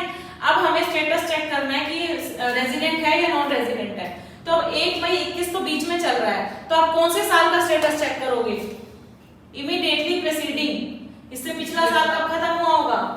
31 बताओ भाई, 31 मार्च। इससे पिछला साल कब खत्म हुआ होगा? तो शुरू कब हुआ होगा? बताओ, बात समझ में आ गई? Yes ma'am. इससे पिछला जहां पे आपको बनाना है उसको डेजिग्नेटेड पार्टनर, उससे पिछला देख लो कि कब साल खत्म हुआ था। 31 मार्च 21 को, तो शुरू कब हुआ था? 1 अप्रैल 20 को। तो आप इस साल का स्टेटस देख लो कि वो रेजिडेंट है या नॉन रेजिडेंट है। डेज काउंट कर लो। हाँ भाई, समझ में आ गया? गौरव कंफ्यूज हो रहा है क्या? बता, समझ में आ गया? तनु, रोहित, हमेशा इसका फोन लेना और आगे पहुंचा दो टेबल पे। मैम बुक ही है उसमें। दिखाई खोल, एक बार लॉक खोल। ये मैं पूछ लो इसमें बुक खोल रखी, मैंने भी बोल दिया। ये बुक खोल रखिए। रोहित को कुछ भी पूछोगे समझ में आना चाहिए, चाहे तू बुक खोल चाहे तू फेसबुक खोल। मैं नहीं लिया तो ठीक है, यस मैम। चलो पूछो गणित जल्दी ला के दे। हाँ जी, इतना पार्ट समझ में आ गया? कोई बात नहीं, टेस्ट किस लिए होते हैं, इसलिए तो होते हैं। मैम टेस्ट आज चेक करते हैं। आगे कितना करो कैसा हुआ टेस्ट? एक यही अच्छा होता है, मतलब पिछले अच्छे नहीं हुए थे? सब में लास्ट तुम है, सब में लास्ट ऊपर से मतलब पहले पे है वो नीचे से बस। आज कितने आ जाएंगे फिर? 10 आउट ऑफ 10? पूरी ट्राई कर रहे हैं। हमारा कह रही है ये कितने आएंगे? 11? मैम आज पता है लो के टाइम पे तो मैथ्स का टेस्ट कर रहा है, वो अकाउंट्स का टेस्ट कर रही है। अच्छा दिया फिर बाद में देखते तो इसका दो पूरा है। कर दिया फिर हाँ मैं पूरा कर दिया 10 मेरा नहीं ऐसे ज्यादा नहीं। चलो अब हम पढ़ेंगे, क्या पढ़ेंगे? 4:20 हो गया ना? बाद में आज कितना करो कैरेक्टरिस्टिक्स ही हो पाएंगे मुझे जो लग रहा है, मेरा टारगेट तो ज्यादा करना। I think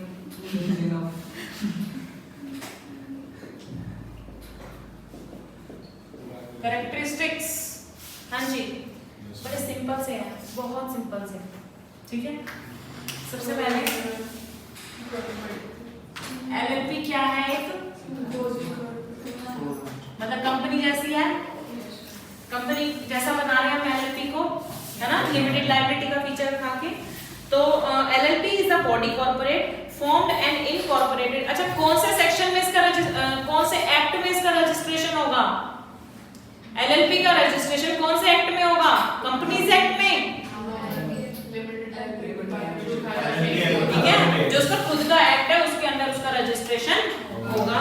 and is a legal entity separate from that of its partner and shall have perpetual succession. Separate legal entity है, परपेचुअल सक्सेशन है, यानी कि अगर कोई एलएलपी के पार्टनर में चेंज होता है उससे एलएलपी को कोई इफेक्ट नहीं होता है। लेकिन पार्टनरशिप का इफेक्ट होता था अगर उसके किसी पार्टनर की डेथ हो जाती थी तो नॉर्मली बंद हो जाता था बिजनेस, लेकिन अगर बाकी के दो पार्टनर्स चाहें तो वो कंटिन्यू कर सकते हैं, लेकिन डेथ हो जाने से वैसे नॉर्मली बिजनेस हमारा बंद हो जाता है, ठीक है।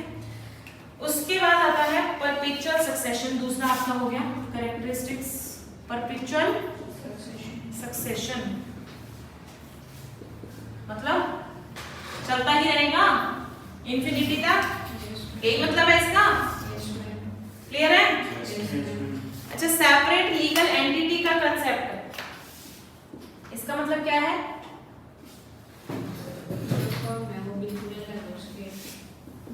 ये सेपरेट लीगल एंटिटी है, अपने पार्टनर से अलग है। क्या ये अपने नाम पर प्रॉपर्टी खरीद सकती है?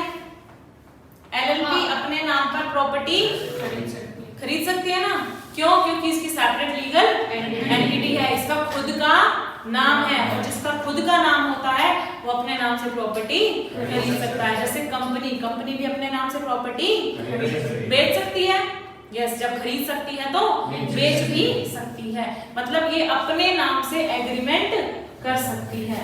अच्छा, पार्टनरशिप फर्म क्या अपने नाम से एग्रीमेंट कर सकती है? पार्टनरशिप में जो एग्रीमेंट होते हैं वो किसके नाम से होते हैं? उसके पार्टनर्स के नाम से। क्यों? क्योंकि पार्टनर्स है तो फर्म है, पार्टनर्स नहीं है तो फर्म भी नहीं है। लेकिन ऐसा कंपनी और एलएलपी के केस में नहीं होता कि पार्टनर्स हैं तो एलएलपी है, नहीं है तो ऐसा नहीं है। एलएलपी चलती रहेगी, एक बार एग्जिस्टेंस में आ गई तो चलती ही रहेगी, ठीक है। नेक्स्ट आता है म्यूचुअल एजेंसी का कंसेप्ट। म्यूचुअल एजेंसी मतलब प्रिंसिपल और एजेंट का रिलेशनशिप। अब ध्यान रखना, पार्टनरशिप फॉर्म में मैंने क्या बताया था, एक पार्टनर दूसरे पार्टनर का प्रिंसिपल भी होता है और एजेंट भी होता है। क्या यहाँ पर भी एप्लीकेबल करें ये चीज? बताओ नहीं क्या करें? नहीं करेंगे, नहीं करेंगे तो फिर ऐसे तो पार्टनर मतलब कोई लोन ही मतलब लोन लेने जा ही नहीं पाएगा, बैंक में अप्लाई नहीं कर पाएगा। वो तो एलएलपी के नाम पे ले लेगा ना। सुनना मेरी बात, सही कह रही है। म्यूचुअल एजेंसी का मतलब क्या है? आप किसके एजेंट हो? किसके एजेंट हो? एलएलपी के एजेंट हो। एलएलपी के बिहाफ पर आप बैंक से लोन लेने जा सकते हो। मतलब अगर आपने बैंक से लोन लिया तो उसको रीपे करने की लायबिलिटी किसकी होगी? लेकिन अगर किसी पार्टनर ने कोई गलत काम कर दिया तो उसके अलावा जो दूसरे पार्टनर है क्या उसके गलत काम के लिए लायबल होंगे? नहीं होंगे। ये फीचर है एलएलपी का, ठीक है, कि जो पार्टनर्स हैं वो एलएलपी के तो एजेंट हैं लेकिन वो एक दूसरे के एजेंट नहीं है। क्लियर है? यानी कि एक पार्टनर कुछ गलत कराता है ना तो उसके लिए वो खुद ही लायबल होगा और पार्टनर्स लायबल नहीं होंगे, या फिर एलएलपी के ऊपर लायबिलिटी डालेगा लेकिन बाकी पार्टनर्स उसको नहीं भुगतेंगे। क्लियर है पूरा अच्छे से? चलो अब आता है एलएलपी का एग्रीमेंट। एलएलपी का एग्रीमेंट कौन से एक्ट के तहत बनेगा? एग्रीमेंट जो है वो कौन से एक्ट के तहत बनेगा? लिमिटेड लायबिलिटी पार्टनरशिप एक्ट 2008 के अकॉर्डिंग। अच्छा, उसके बाद जो हम राइट्स और लायबिलिटीज लिखा करते थे पार्टनरशिप में कहाँ पे लिखते थे? सेक्शन नंबर 13, ठीक है, वहां लिखा करते थे, वहां लिखा करते थे। ऐसे ही हम एलएलपी में भी इनके म्यूचुअल राइट्स और लायबिलिटीज कहाँ पर लिखेंगे? एलएलपी के एग्रीमेंट में लिखेंगे। ठीक है, क्या हम एग्रीमेंट में अपनी मनपसंद की चीजें डाल सकते हैं? पार्टनरशिप में डाल सकते थे? नहीं डाल सकते थे। मनपसंद, अच्छा मैंने ऐसे बोल दिया तो नहीं डाल सकते, वैसे डाल सकते थे। मैंने उसमें कहा था कि आप एग्रीमेंट में अगर लिखते हो इंटरेस्ट ऑन लोन 10% देंगे हम, नहीं डाल सकते थे आप? डाल सकते थे ना? डाल सकते थे। और अगर कुछ नहीं डाला एग्रीमेंट में तो लॉ कहता है कितना दो? 6%। सेम बात यहाँ पर भी अप्लाई है। आप अपने एग्रीमेंट में अपनी टर्म्स रख सकते हो लेकिन अगर नहीं रखते तो आप किसकी बात मानोगे? इंडियन पार्टनरशिप एक्ट की नहीं, किसकी? तो अपने एग्रीमेंट में अपने मुताबिक बात रखते हो तो वो मान लो, नहीं रखते हो तो किसकी बात मान लो? एलएलपी एक्ट 2008 की बात। बताओ बात समझ में आई? चले आगे। नेक्स्ट आता है आर्टिफिशियल लीगल पर्सन। बड़े मजेदार कंसेप्ट है ये। आर्टिफिशियल मतलब कृत्रिम, है ना? एक बोलते हैं ना इसको, ये नेचुरल पर्सन नहीं है, ये बनाया हुआ पर्सन है। एलएलपी को किसने बनाया है? किसने बनाया है? Created by. तो देखो, जिसने जन्म दिया है, ऐसे नहीं कहती मैं, तुम कहोगे कि जिसने जन्म दिया हमारे कभी हुई, नहीं नहीं नहीं, ठीक है। क्रिएट किसने किया है? तो उसको खत्म भी कौन करेगा? यानी कि मैं बोलना चाहूँ अगर, तो एलएलपी क्या है? अमर है। क्या है? अमर अकबर एंथनी। अमर मतलब जिसकी मृत्यु नहीं होती कभी, है ना? तो एलएलपी क्या है?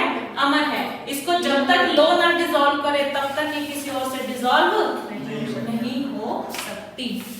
अच्छा, ये आर्टिफिशियल लीगल पर्सन है, क्या ये अपने बिहाफ पे साइन कर सकती है?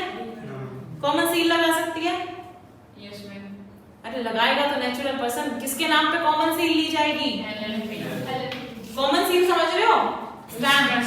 एलएलपी के नाम की स्टैम्प, यानी कि स्टैम्प लगा दी तो इसका मतलब क्या है? एलएलपी ने उसको अप्रूव कर दिया है किसी भी डॉक्यूमेंट को। यही बात होती है ना? ठीक है, तो इसकी कॉमन सील हो सकती है। अच्छा, कॉमन सील मैंडेटरी नहीं है। कॉमन सील क्या है?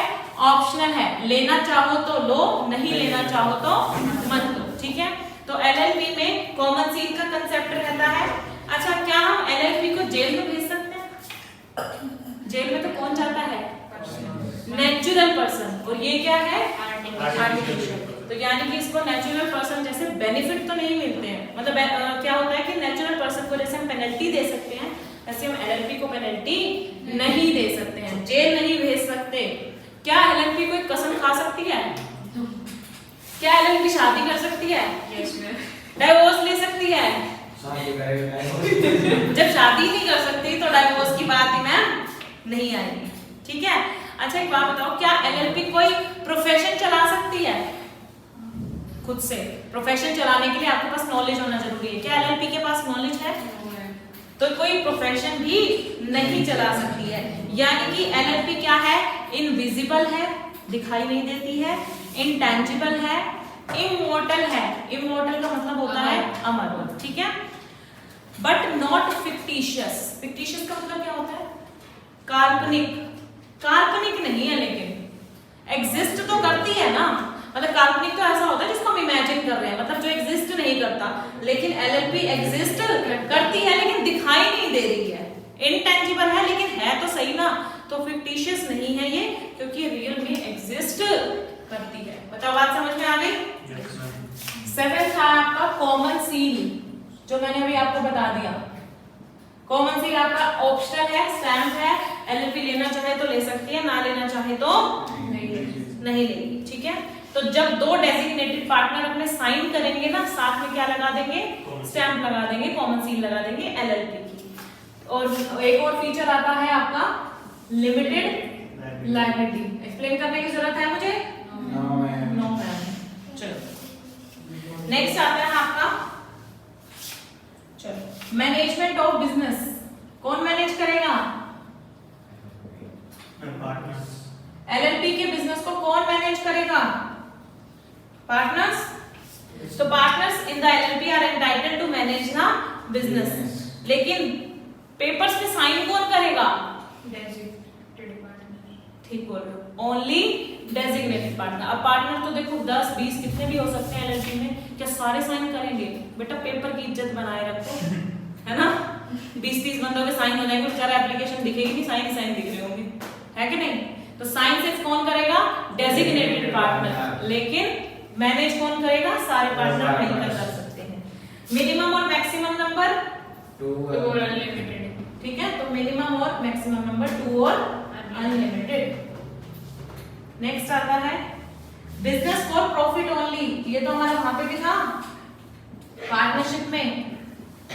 क्या आप कोई चैरिटेबल एक्टिविटी नहीं कर सकते?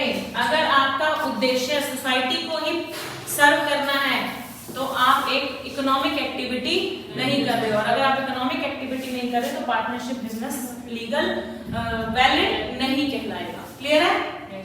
चलो इन्वेस्टिगेशन। क्या एलएलपी की इन्वेस्टिगेशन करवाई जा सकती है? कौन करवाएगा? सरकार, ठीक है। तो सेंट्रल गवर्नमेंट के पास पावर है, वो किसी भी अथॉरिटी को अपॉइंट करके उसकी इन्वेस्टिगेशन करवा सकती है। कॉम्प्रोमाइज और अरेंजमेंट, इसका मतलब देखो क्या होता है। आपने सुना है कभी कोई कंपनी किसी के साथ मर्ज हो गई? मर्जर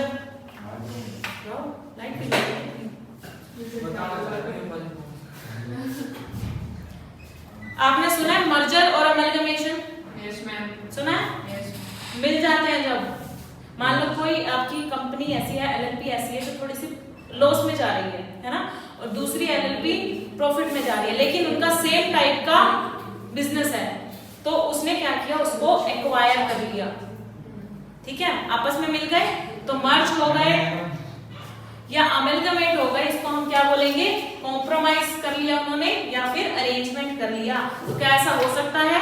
यस, ये फीचर एलएलपी को मिलता है। तो एनी कॉम्प्रोमाइज और arrangement including merger and amalgamation of LLP. और वो मर्जर और अमेलगमेशन कौन से एक्ट के अकॉर्डिंग होगा? LLP act 2008। अच्छा, कन्वर्जन इनटू एलएलपी।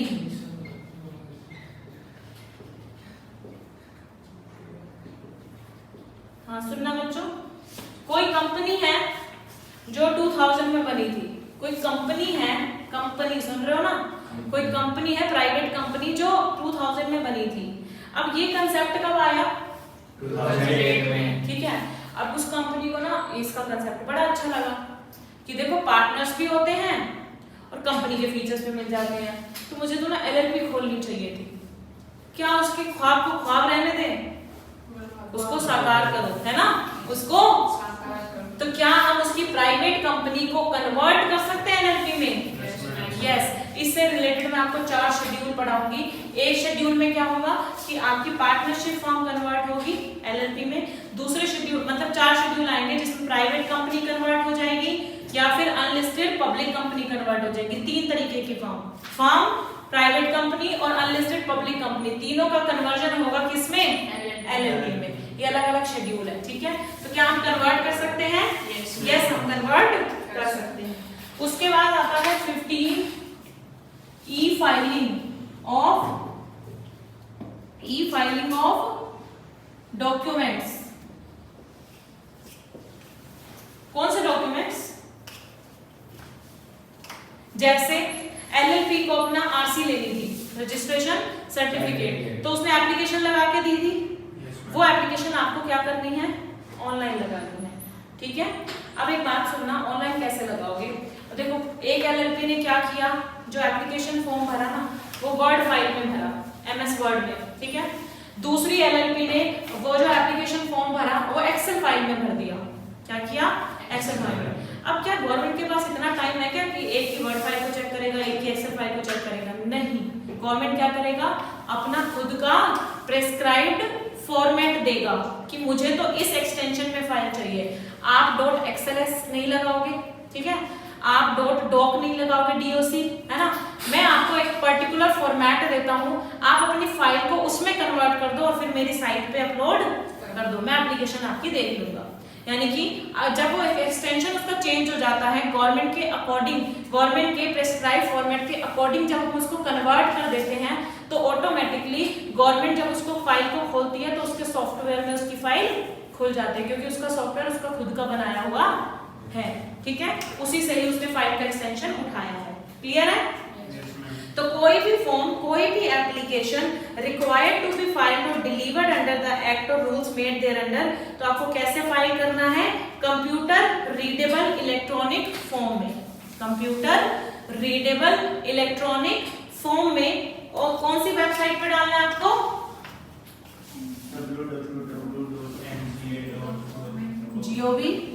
gov.in, ठीक है। एंड ऑथेंटिकेटेड, ऑथेंटिकेट करने का मतलब क्या होता है कि जो मैंने फॉर्म भरा है उस पे मैं अब नीचे साइन कर रही हूँ कि वो फॉर्म बिल्कुल सही है। उसको साइन कौन करेगा? Designated partner of LLP, DSC का यूज करके। डीएससी क्या होते हैं? अब एक बात बताओ, कोई ऑनलाइन फॉर्म भरे हो, कंप्यूटर के ऊपर पेन चलाओगे? लो मैं साइन कर रहा हूँ, कैसे साइन करोगे?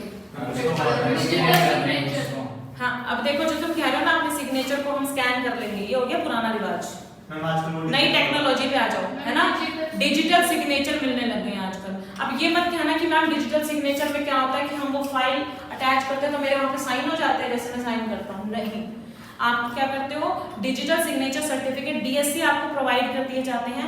पहले क्या होता था, पेन ड्राइव में मिलते थे। किसमें?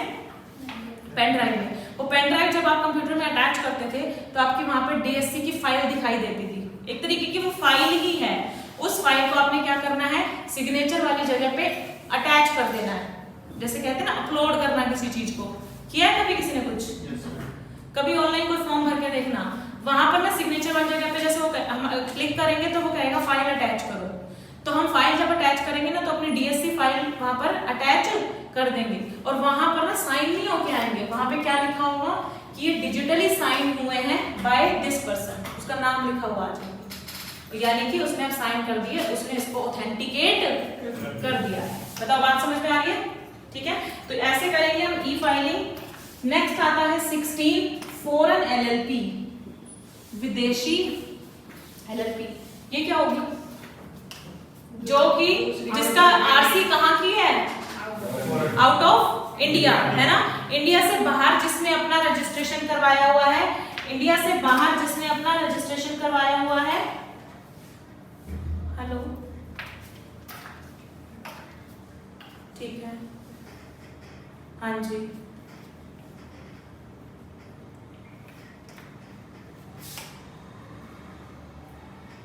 ठीक है, ठीक है।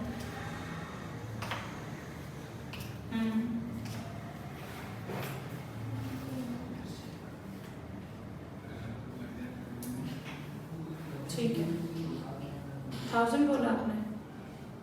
ठीक है सर, ठीक है सर, ओके, हाँ जी। तो फॉरेन एलएलपी क्या होगी? जिसका इनकॉर्पोरेशन और जिसका रजिस्ट्रेशन कहाँ पे है? इंडिया से बाहर, लेकिन उसने अपनी कोई ब्रांच मान लो इंडिया में खोल रखी है, उसने अपनी कोई ब्रांच इंडिया में खोल रखी है, उसको हम क्या बोलेंगे? Foreign LLP. अब मुझे एक बात बताओ, क्या कोई फॉरेन एलएलपी इंडियन एलएलपी का पार्टनर बन सकती है? बताओ। कोई बाउंडेशन थोड़ी है, बन सकती है ना? तो कोई foreign LLP in can become a partner in an Indian LLP. ठीक है, बन सकते हैं ना पार्टनर? बताओ, ये 16 फीचर्स मैंने बताए हैं, 16 के 16 याद होंगे आपको? कुछ तो हो जाएंगे ना। चलो मेरे साथ रिवाइज करो। सबसे पहले एलएलपी क्या है? बॉडी कॉर्पोरेट है, उसका परपेचुअल सक्सेशन होता है, सेपरेट लीगल एंटिटी होती है। म्यूचुअल एजेंसी में मैंने क्या बताया कि वो एलएलपी का तो एजेंट है, लेकिन आपस में एक दूसरे पार्टनर का एजेंट नहीं है। एलएलपी एग्रीमेंट कहाँ एग्रीमेंट बनता है, किसके तहत? एलएलपी एक्ट 2008 के तहत। आर्टिफिशियल लीगल पर्सन है, common seal, limited liability, business management, minimum और मैक्सिमम नंबर, प्रॉफिट के लिए चलाएंगे, इन्वेस्टिगेशन करवाया जा सकता है और कॉम्प्रोमाइज और अरेंजमेंट कर सकती है। इसके तहत कन्वर्जन भी करवा सकते हैं एलएलपी में, डॉक्यूमेंट्स की ई फाइलिंग होगी और फॉरेन एलएलपी भी बना सकते हैं।